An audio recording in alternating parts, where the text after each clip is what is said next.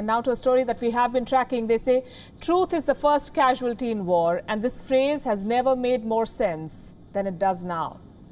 In the ongoing Israel-Palestine conflict, the gap between truth and falsehoods is growing wider by the day.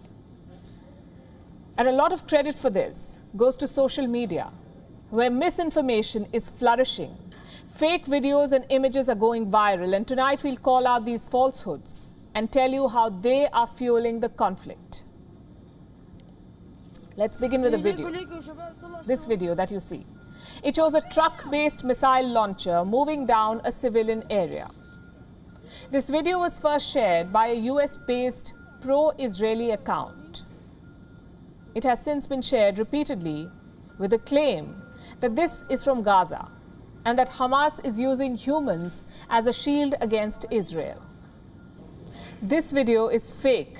It's not even from Gaza, it's from northern Israel. It was shared in November 2018 by an Israeli news agency. These are Israeli trucks.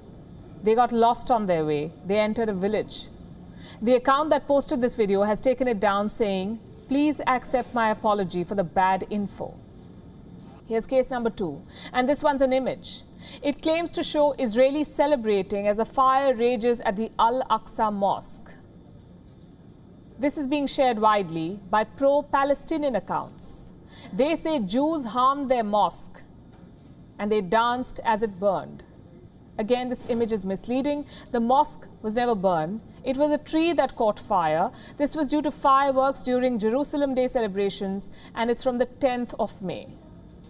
Last we checked, both the image and the video were still being widely shared on social media, even in India, notwithstanding the fact that this is misinformation and these lies could prove to be potentially deadly for both Israelis and Palestinians.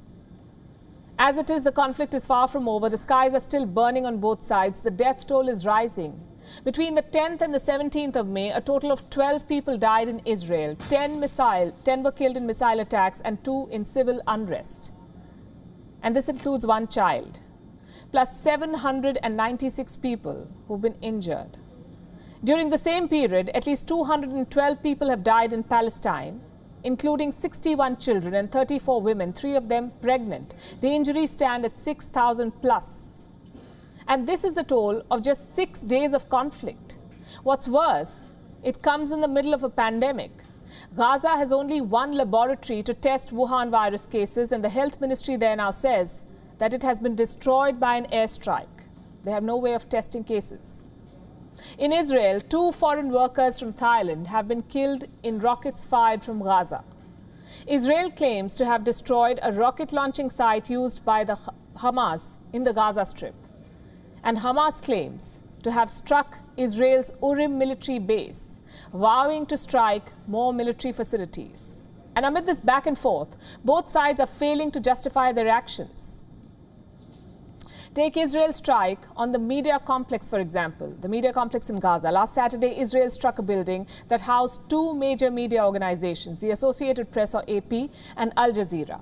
Now, both their offices were destroyed in an airstrike, and Israel said that Hamas was using this building for its operations. It promised to provide evidence for this.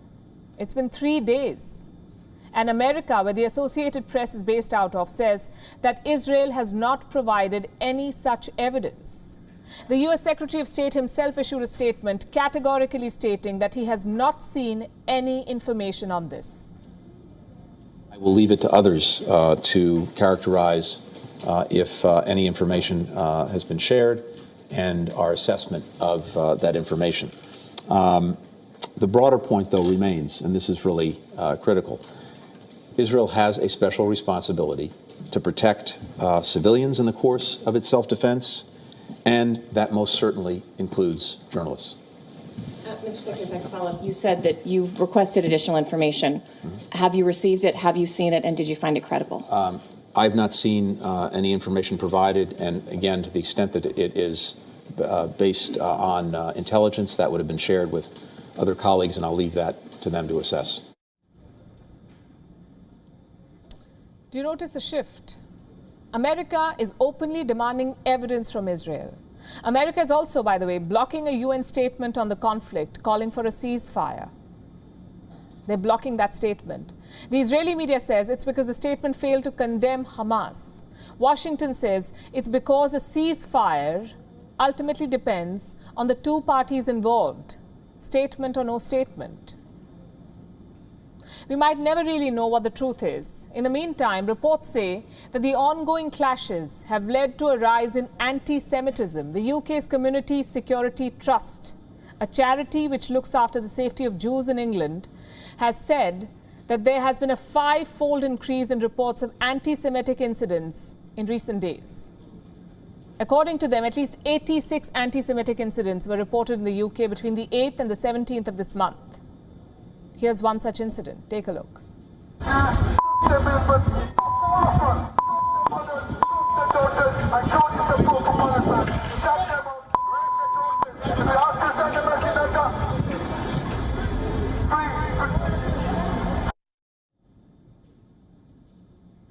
Here's another one. A Pakistan-based freelance writer working for the CNN put out this tweet on Sunday. The world today needs a Hitler, a brazen display of hatred towards Jews. Last we checked, the company in question had cut all ties with this person.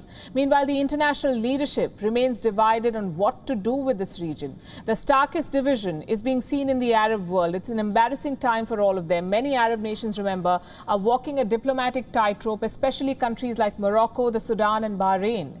They'd recently normalized ties with Israel and now they have condemned the clashes. But they've said very little about the situation in Gaza. Then we have countries like Turkey, Pakistan, Indonesia, the Maldives and Iran. They have vociferously accused Israel of terrorizing Palestinians. But is anybody working on a solution? Well, some of them are. Like Egypt and France, the president of Egypt, Abdel Fattah al-Sisi, along with the president of France, Emmanuel Macron, discussed mediating a ceasefire between Israel and Palestine. Reports say both countries also intend to seek the support of Jordan. Listen to this. For me, it is part of the process of achieving a ceasefire as quickly as possible, which is obviously what we want, and the construction of a possible path for discussions between the various parties involved. In this respect, we have decided to have a discussion in the next few days with President Sisi and the King of Jordan to try to see together how we can make concrete proposals on this path. Now, it may still take a while for the mediation process to begin, and then some. Until then, as we watch these developments, it's imperative that we do not feed the hostility with misinformation and provocative fake news. Follow trusted sources. WION is now available in your country. Download the app now and get all the news on the move.